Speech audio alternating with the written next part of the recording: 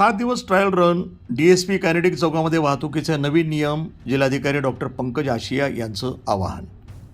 शहरातील DSP आणि kinetic चौकामध्ये 4 ते 10 जुलै दरम्यान वाहतुकीचा ट्रायल रन नागरिकांनी प्रशासनाला सहकार्य करावं, जिल्हाधिकारी डॉक्टर पंकज आशिया यांचं आवाहन.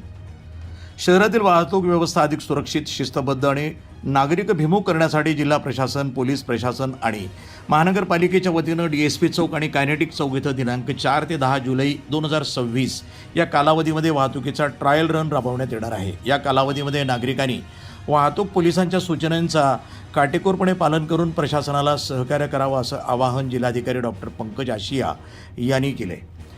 शहरातील वाहतूक व्यवस्था अधिक सुरळीत करणं, वाहतूक कोंडीची समस्या कमी करणं, अपघातांचं प्रमाण घटवणं तसंच नागरिकांचा प्रवास अधिक सुरक्षित आणि सुलभ करणं हा या उपक्रमाचा मुख्य उद्देश आहे.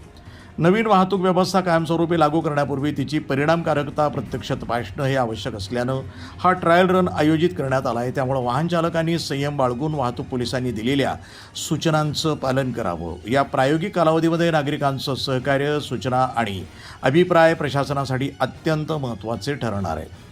नागरिकांकडून प्राप्त होणाऱ्या सूचना, अभिप्राय आणि प्रत्यक्ष अनुभवांच्या आधारे वाहतूक व्यवस्था भविष्यात अधिक प्रभावी, सुरक्षित आणि नागरिकांच्या सोयीची करण्यात येणार आहे.